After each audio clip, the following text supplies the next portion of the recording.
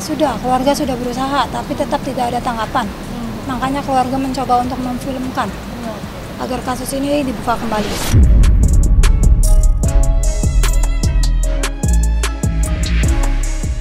Kita sebenarnya juga nggak tahu di 2016 ada kejadian itu ya. Nggak tahu sama sekali.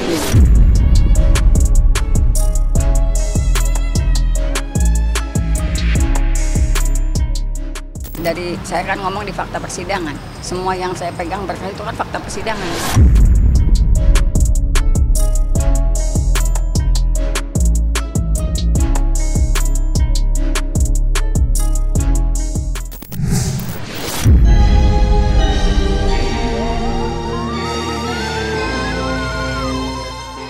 Polemik panas terkait viralnya kasus Vina Cirebon menyisakan teka-teki yang hingga kini belum juga terjawab.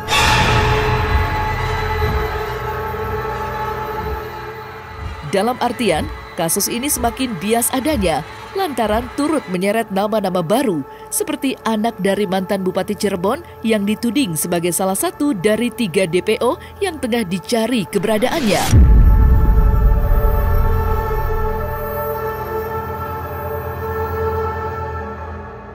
Tak tinggal diam melihat kasus ini semakin bias, kakak dari almarhumah Vina, Marliana, kembali angkat bicara dan tidak tinggal diam atas perbuatan para pelaku yang telah merenggut nyawa adiknya.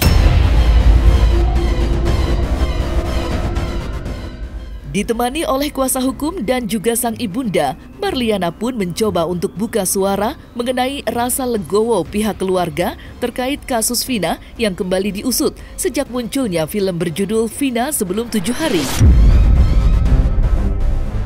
Lantas, apa keinginan keluarga Vina setelah kembali viral masalah ini?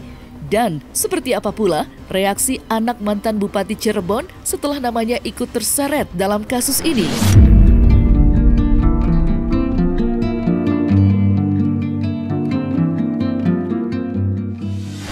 Karena bisa dibuka kembali kasusnya. Sudah, keluarga sudah berusaha, tapi tetap tidak ada tanggapan. Makanya keluarga mencoba untuk memfilmkan agar kasus ini dibuka kembali. Tanda tanya ada, kecewa pun ada.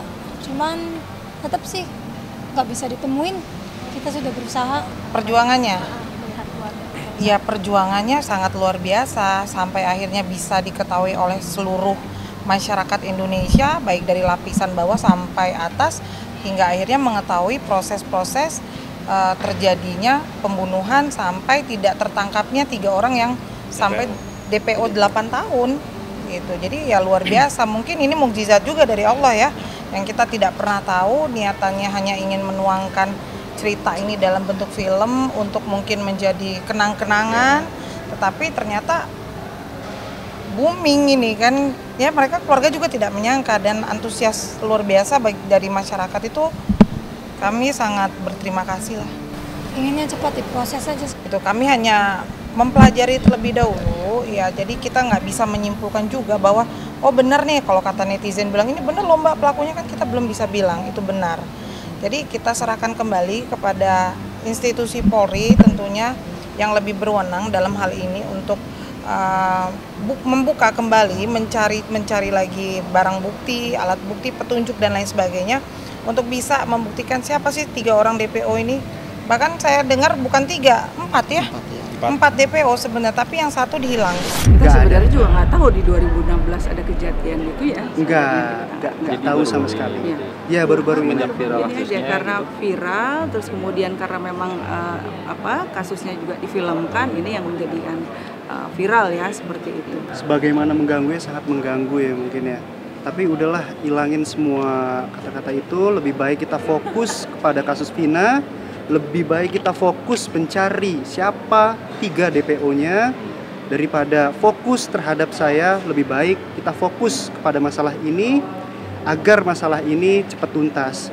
Karena pada dasarnya saya dan mama ini lebih suka berdamai gitu, nggak suka yang namanya buat-buat urusan sama orang kayak mau ngelaporin. Udah kita legowo aja. Maupun ini pencemaran nama baik saya, maupun ini pencemaran nama baik keluarga saya, udah kita legowo. Lebih baik kita fokus kepada mencari 3 DPO ini siapa, agar cepat tuntas, agar cepat, terang, benderang. Nggak tahu saya pemberitaan itu di 2016. Ya, saya nggak sempat dengar ada pemberitaan itu seperti itu. Kita Nggak sebenarnya ada. juga nggak tahu di 2016 ada kejadian gitu ya. Nggak tahu sama sekali. Ya, prinsipnya kita sebagai saya sebagai wakil bupati, mantan wakil bupati, dan ini menjadikan bagian daripada keluarga, bagian daripada masyarakat saya turut prihatin, dan ayo kita sama-sama fokus pada pencarian DPO, terus kita juga fokus mendoakan Vina ya, kemudian juga Ekinya agar bisa juga nanti diberikan posisi yang mulia di sisi Allah Subhanahu wa taala.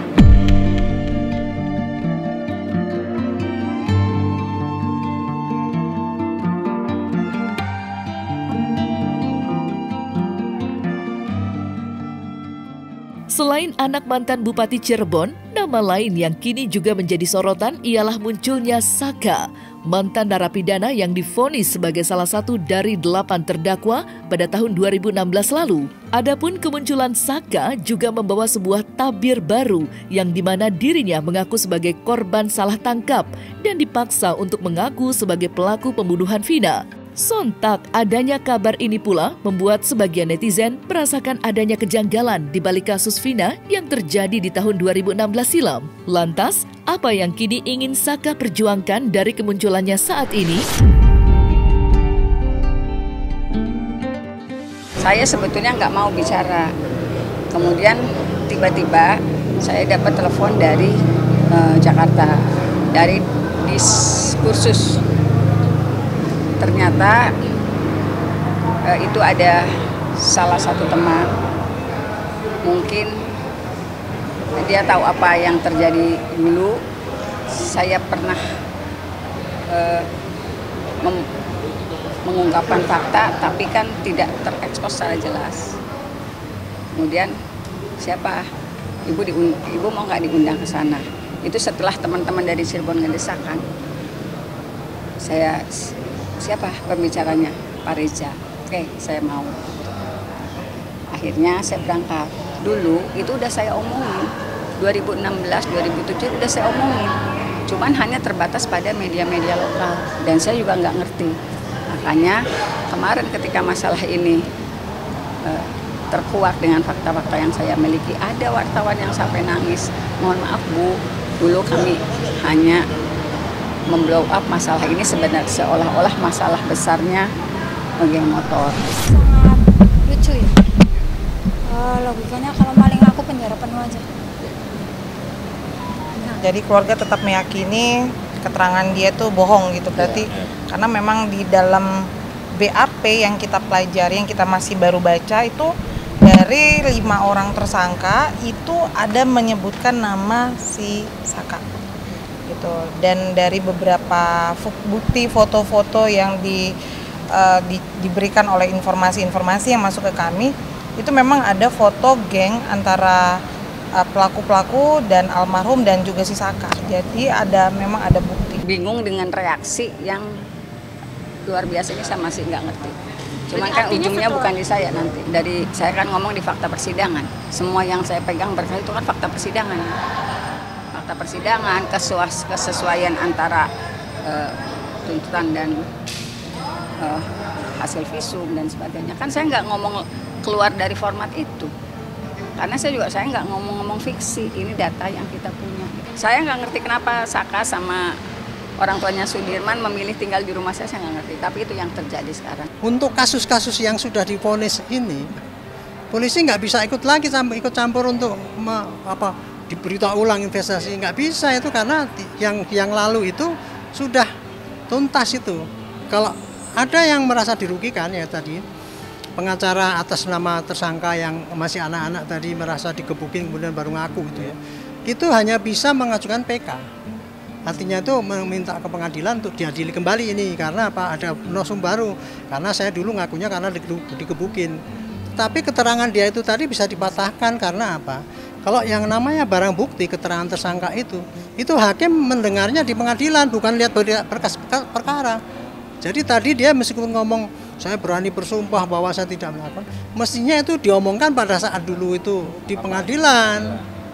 Kalau enggak ya kita yakin bahwa hakim tidak, waktu di pengadilan mungkin ya dia ngomong gitu sehingga diputus. Jadi hakim yang dulu saya juga nggak bisa mengatakan itu salah atau benar. Hakim itu hanya memutus apa yang terjadi di persidangan. Adapun kemudian ada 3 orang DPO, kemudian ada orang yang merasa digebukin tadi, dia bisa bikin laporan baru.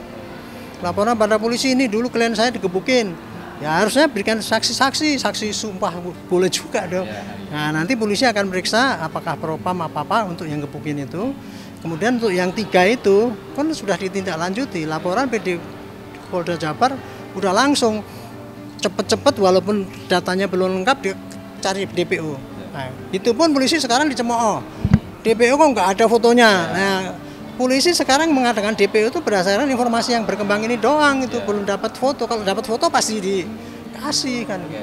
Itu kasusnya yang sekarang terjadi.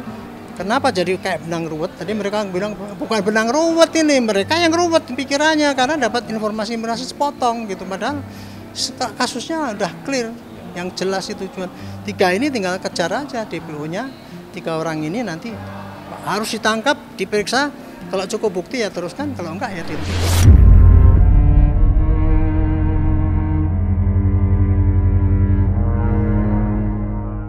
Di sepanjang jalannya proses penyelidikan, fakta lain pun coba diungkap oleh Hotman Paris, di mana dirinya merasa janggal dari hasil temuan di berkas perkara pengadilan 8 tahun silam soal BAP para tersangka. Adapun dalam BAP tersebut menjelaskan jika para pelaku menyatakan bahwa benar jika para pelaku telah melakukan tindakan bejat terhadap Vina yang kala itu sudah lemah dan tak berdaya. Lantas sebagai pemegang hak kuasa hukum keluarga Vina, apa langkah yang akan ditempuh oleh Hotman Paris?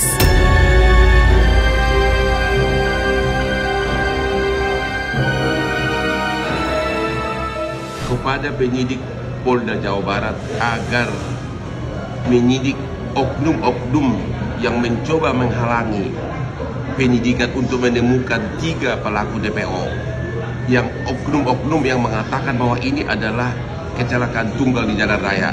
Mohon segera diproses pidana oknum-oknum tersebut, karena kalau dibaca BAP-nya itu semua terang benderang tidak ada kelihatan rekayasa.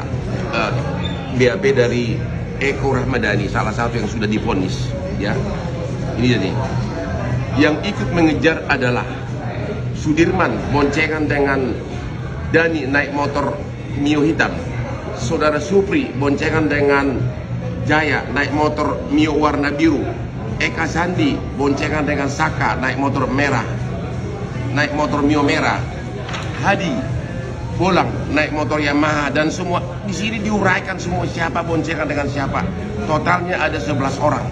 Bahkan dia mengatakan di sini, waktu saya memerkosa, saya tidak sempat keluar spermanya karena kuburu harus gantian dengan rekan yang lain. Apa ini rekayasa? Ini jelas-jelas semua BAP-nya ini hampir sama.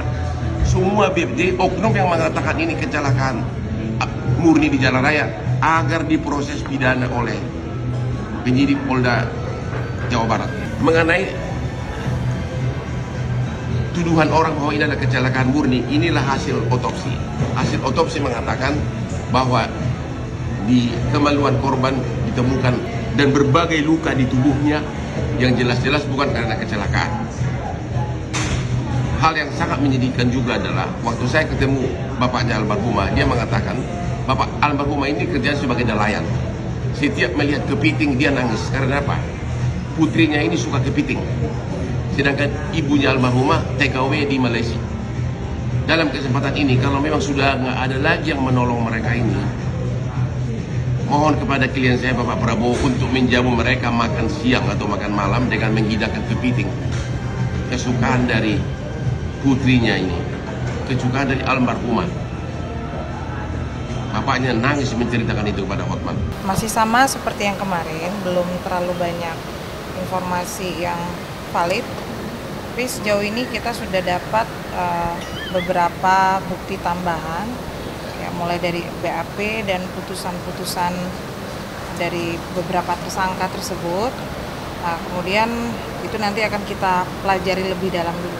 Di dalam fakta BAP Dan ada BAP yang sebelum BAP dicabut dan sudah BAP dicabut itu ada semua, dan berikut juga dalam putusan itu jelas tertuang di dalam BAP bahwa mereka tuh mengakui perbuatan dan secara detail bisa menjelaskan kronologis kejadiannya dari masing-masing para pelaku.